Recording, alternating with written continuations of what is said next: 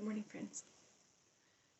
The newly anointed Tsar, quiet, conscientious, sensitive, like Fyodor Ivanovitch, the last of the line of Ryerich, felt on his brow the heavy pressure of the crown of Monomach. All around him were the people's poverty and grief, for which he had not until now borne any responsibility. Now all this lay upon his shoulders, and he was to blame for the fact that this misery still existed. It seemed strange to him to wait until 1948, and therefore in that very autumn of '43 he wrote his first proclamation to the Russian people, and read it to 4 of his fellow workers in the garage of the People's Commissariat of Petroleum. We had surrounded Viktor Alexeyevich from early morning, and he had meekly told us all this. We still had not fathomed his childish trustfulness. We were absorbed in his unusual story, and it was our fault. We forgot to warn him about the stoolie. In fact, we never even thought for one minute that there was anything in the naive and simple story he had told us that the interrogator didn't already know. The instant the story ended, Kromarenko began demanding to be taken either to the chief of the prison for tobacco or else to the doctor. At any rate, they summoned him quickly, and as soon as he got there he put the finger in those 4 workers in the garage of the People's Commissariat of Petroleum, whose existence no one would ever have suspected. The next day, returning from his interrogation, Belov was astonished that the interrogator knew about them. And that's when it hit us. Those workers had heard the proclamation and approved it all, and no one had turned in the emperor. But he himself felt that it was too early, and he burned it. A year passed. Viktor Alexeyevich was working as a mechanic in the garage of an automobile department. In the fall of 1944, he again wrote a proclamation and gave it to 10 people to read, chauffeurs and lathe operators. All of them approved it, and no one turned him in. It was a surprising thing indeed that not one person in the group of 10 had turned him in that period of ubiquitous stool pigeons. Vastenko had not been mistaken in his deductions about the mood of the working class. True, in this case, the emperor had used some innocent tricks. He had thrown out hints that a strong arm inside the government was on his side, and he had promised his supporters travel assignments to rally monarchic sentiment at the grassroots. Months went by. The emperor entrusted his secret to 2 girls at the garage, but this time there was no misfire. These girls turned out to be ideologically sound, and Viktor Alexeyevich's heart sank. He had a premonition of disaster. On the Sunday after the Annunciation, he went to the market carrying the proclamation with him. One of his sympathizers among the old workers saw him there and said, "Victor, you ought to burn that piece of paper for the time being. How about it?" And Victor felt clearly that he had written it too soon, and that he should burn it. "I'll burn it right now, you're right." And he started home to burn it. But right there in the market 2 pleasant young men called out to him, "Viktor Alexeyevich, come along with us." And they took him to the Lubyanka in a private car. When they got him there, they had been in such a hurry and were so excited that they didn't search him in the usual way, and there was a moment when the emperor almost destroyed his proclamation in the toilet. But he decided that it would be worse for him, and that they would keep after him anyway to find out where it was.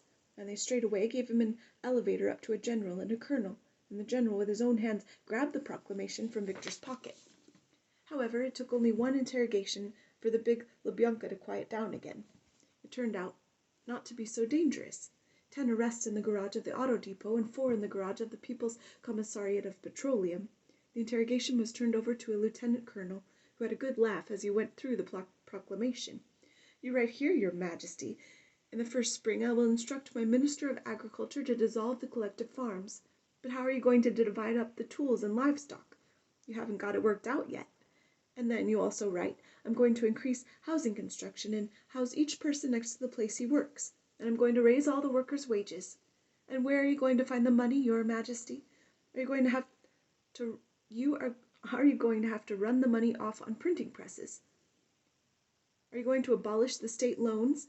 And then, too, I'm going to wipe the Kremlin from the face of the earth. But where are you going to put your own government? What about the building of the big Lubyanka?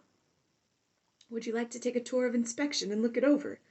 Many of the younger interrogators also stopped by to make fun of the Emperor of all Russia.